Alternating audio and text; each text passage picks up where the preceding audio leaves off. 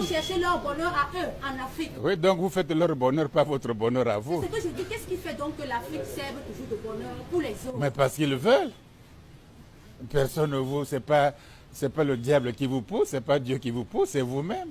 Si je suis ministre, je signe le contrat pour être contre l'Afrique, je le sais, puisque j'ai 10%. Hein? Oui, c'est comme ça. Je suis ministre, j'ai le protocole, les voitures, les honneurs, les femmes, l'argent, tout ça. Et c'est moi qui vole encore le plus. Le paysan qui n'a rien, il ne vole pas. Bon, à qui la faute? Hein? Si vous n'aimez pas votre pays, bon, vous allez accuser. Il y a le patriotisme. Tu as déjà vu un ministre chinois, un chef d'état-major chinois avoir un hôtel, un commerce, une école, etc. Tu as déjà vu les ministres de Trump là, aux États-Unis? Ils sont 13 ministres sur un grand pays. Nous sommes au moins 30. Bon, tu as déjà vu un ministre d'état-major avec un hôtel, des voitures, des entreprises? En Chine, tu as déjà vu ça? Tu as déjà vu ça en France? Tu as déjà vu ça aux États-Unis? Dans le monde entier, ça n'existe pas. Sauf sur le continent africain. Là où les ministres, plus ils montent, plus c'est les affaires. Il ne va pas en prison. Plus c'est quels intérêts? Si moi j'ai une école primaire, je sers mon école primaire à moi. Et je sers moins l'école publique. Donc si je suis ministre de l'enseignement supérieur, de l'enseignement, j'ai une école primaire, je prends d'abord soin de mon école primaire, c'est mes intérêts. Mon intérêt privé, non l'intérêt général. Donc les Africains servent leurs intérêts à eux, personnels, ou claniques, ou familiaux, pas les intérêts de tout le monde. Ailleurs, on se bat pour les intérêts de tout le monde. C'est ça la différence. Donc, si on ne change pas notre attitude vis-à-vis de l'argent, du bien-être du public, ça va rester la même chose. C'est-à-dire que les autres, comme vous dormez, vous ne vous aimez pas, vous gaspillez votre pays, ils viendront contrôler les ports comme Bolloré, le port de Douala, de Kribi, de Conakry, d'Abidjan, de Dakar, de Pointe-Noire. Il va contrôler un blanc. On lui donne tous les ports, le port export, il commande. Si vous regardez comme ça, vous l'applaudissez, non? Les gens tuent au chemin de fer ici. On ne paye pas, il ne fait pas les deux. Il n'y a pas de procès, il n'y a rien. Les Camerounais peuvent mourir comme des chiens. Mais professeur, ça n'occupe pas. Panafricaine, telle que la Renaissance africaine, oui, mais pour une Afrique vraiment forte et debout. Mais ça, c'est le vœu. Quand même, ils disent non. Oh, mais ça, écoutez, quand tu es malade, tu veux être guéri, non? Bon, nous sommes malades. On est endettés, très endettés. C'est comme ça qu'on nous décrit, non? Bon, est-ce que toute la vie, on va rester endettés, très endettés? Vous payez les dettes. Vos enfants, vous payez les dettes. Qu'est-ce qu'il faut donc faire, professeur? Mais voilà pourquoi il faut... Mais quand on est malade, on cherche à se soigner. Est-ce que les Africains... Qu'est-ce qui leur manque? L'intelligence?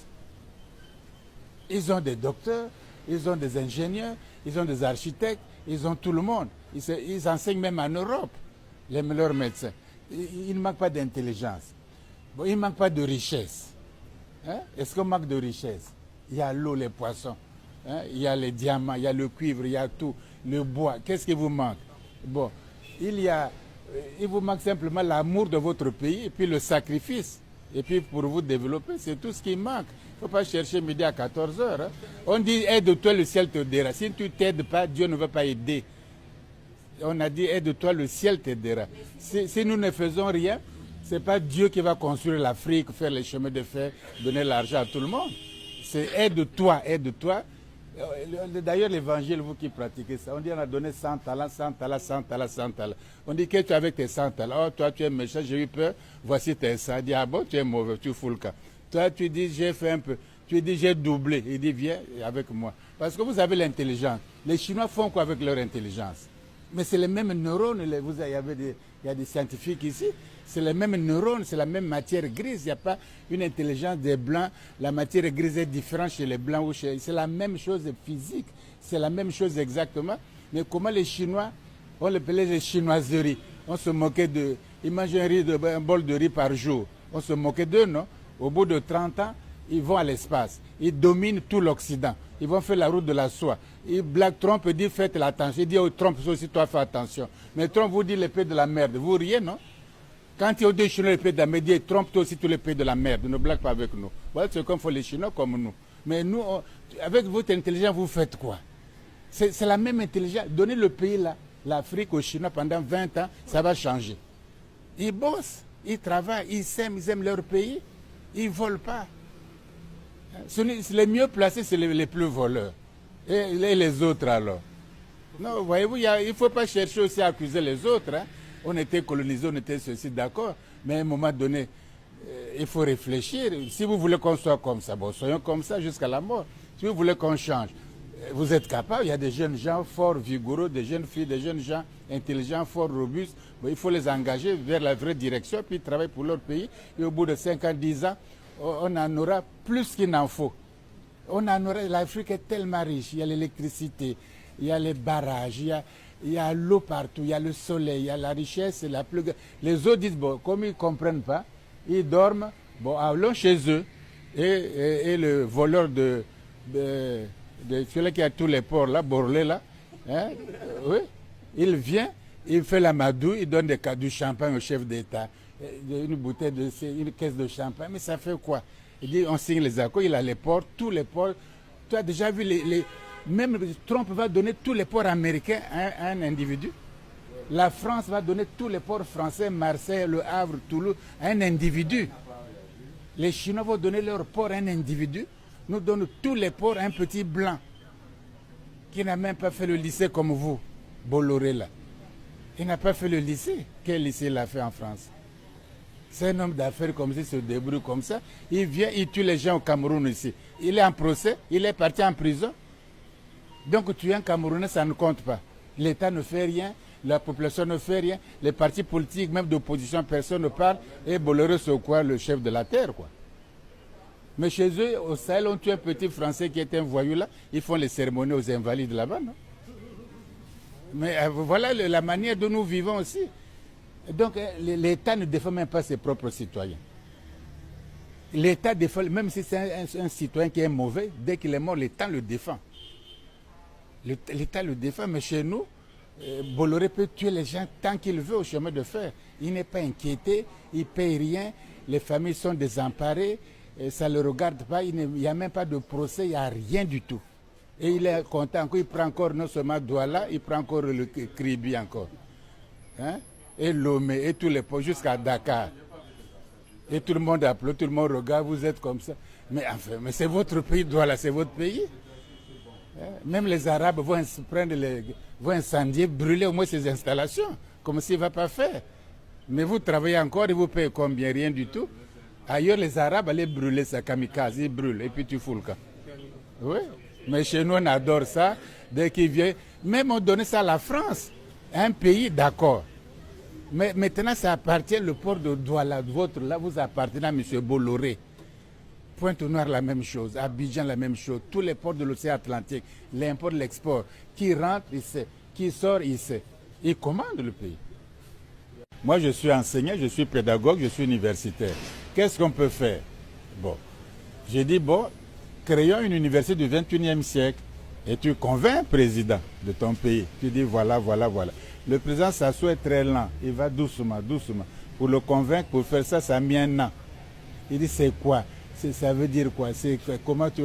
La discussion, un an pour qu'il soit convaincu. J'ai fait tous les plans, moi-même. J'ai imaginé tout. Il n'était même pas convaincu. Il m'appelle dans son village, 10 jours. Il me loge, je nourris. On mange tous les midis à midi ensemble. Mais il dit, tes affaires là, c'est quoi? Parce qu'il ne s'engage pas comme ça. Maintenant, il a compris. Il faut faire un grand espace. C'est les universités des villages. Parce que nous, on étudie dans le système francophone. Hein, la Sorbonne, c'est des petits blocs comme ça là. Les universités américaines, c'est des villes entières. On se prend avec des trains, avec des voitures dedans.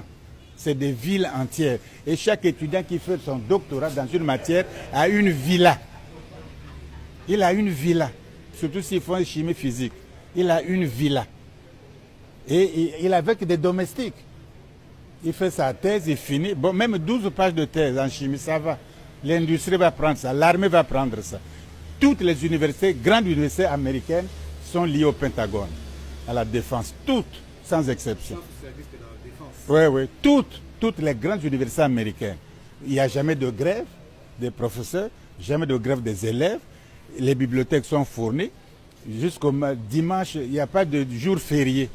Du lundi au lundi, tout est ouvert à toute heure, 24 heures sur 24. Avec des machines à photocopier en pagaille, même en couleur, avec des sens. Et tu fais de la recherche, ils ont tous les prix Nobel. Donc, nous voilà au 21e siècle. Mais vous n'avez même pas de grande université. Si vous n'allez pas d'émergence, comment vous allez émerger? Vous ne maîtrisez pas l'électronique, l'informatique, les technologies modernes. Vous allez vous émerger comment? Donc, il faut avoir l'ambition de créer une nouvelle université grande, moderne, ultra moderne. Bon, même les gens ne comprennent pas ça à Brazzaville. Ils ne comprennent pas, c'est trop grand, c'est trop ceci, c'est trop sophistiqué, ils ne comprennent pas les Noirs. Bon, maintenant, ça va se faire, on fait un peu, mais les générations qui viendront vont peut-être agrandir. Mais je crois qu'il faut faire une grande université, au moins régionale. S'il n'y a pas d'université, on va tout perdre. Il n'y a pas d'hôpital, il n'y a pas d'université. Donc vous allez à l'étranger. Et puis vous revenez, même il n'y a pas de structure d'accueil. On peut se développer sans les savoirs maintenant modernes.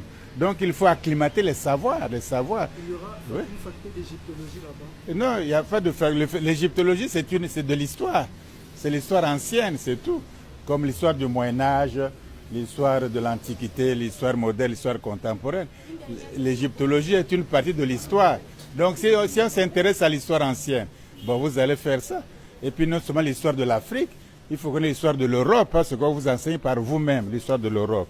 Il faut connaître, parce que si vous faites l'histoire que l'Europe vous enseigne, vous ne comprenez pas. Si vous faites vous-même l'histoire de l'Europe, vous allez constater que l'Europe, l'Occident, c'est la région du monde la plus sanguinaire.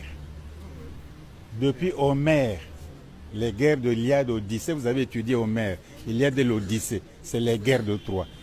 Ensuite, vous avez Rome, Jules César, les légions romaines, c'est les guerres. Il a détruit la Gaule, etc. Même les Français, là que nous parlons, le français, ce n'est pas le français, ce n'est pas le gaulois, c'est du latin évolué. Bon. Après lui, le Moyen-Âge, des guerres qui ont duré 100 ans, les croisades, le sang en pagaille.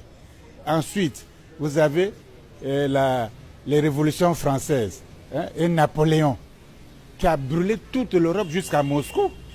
Napoléon, vous croyez que c'est fini? Première guerre mondiale. Vous croyez que c'est fini? Deuxième guerre mondiale. Hitler qui brûle les Juifs. La Shoah. Et les Juifs qui n'ont même pas brûlé pendant 2-3 ans, ils font toute année des Juifs, nous avons l'Holocauste. Vous qui avez été esclave pendant des siècles, vous vous en foutez même.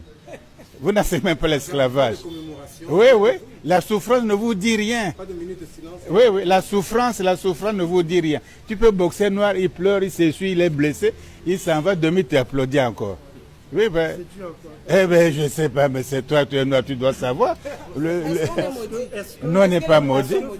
On n'est pas maudit, on n'est pas maudit. Non, il n'y a pas de première, il n'y a pas de dernière race. C'est une affaire de conscience des intérêts. Parce qu'aujourd'hui, nous servons les intérêts européens occidentaux. On leur donne des ports, on leur donne des contrats, on leur donne tout. Ils viennent, ils sont rois ici chez nous. Tu ne peux pas faire les Chinois, ils sont conscients de leurs intérêts. Trump, il dit que c'est le pays de la merde. C'est pas vous qui applaudissez. Et l'autre là. Et Sarkozy a dit quoi? Vous n'êtes pas dans l'histoire, non? Oui. Bon, qui a parlé? Quel est le chef d'État qui a dit non, ne dites pas ça, M. Sarkozy? Bon, quel est le parti politique d'opposition ou au pouvoir qui a dit Sarkozy, c'est faux ce que tu as dit? Il a dit, et Macron dit qu'il va parler à la jeunesse africaine. Il a dit ça, non? À Ouagadougou. Hein? Bon, il a parlé à la jeunesse européenne. Il a parlé à la jeunesse chinoise. Il a parlé à la jeunesse portugaise. Il a parlé à la jeunesse française. Et il vient parler à la jeunesse africaine à Ouagadougou. Tous les Africains sont comme ça. Mettez-vous à genoux, je vais vous bénir. Hein? C'est pas possible. Mais pourquoi Macron, un jeune de 49 ans, ne parle pas à la jeunesse française ou à la jeunesse européenne? Pourquoi il ne parle pas?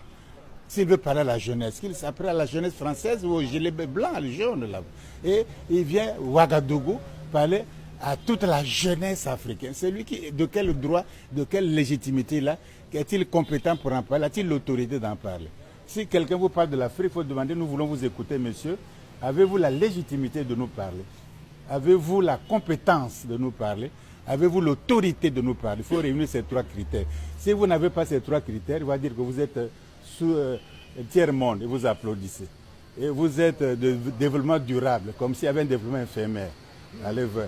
Bon, développement, après émergence. Bon, comment on sera qu'on est sous l'eau, mais on va émerger comment? Quelle sera la couleur du soleil en ce moment? On n'en sait trop rien. Bon, donc, parce qu'il parle sans légitimité. Exiger la légitimité. Tu as la compétence, oui, nous t'écoutons.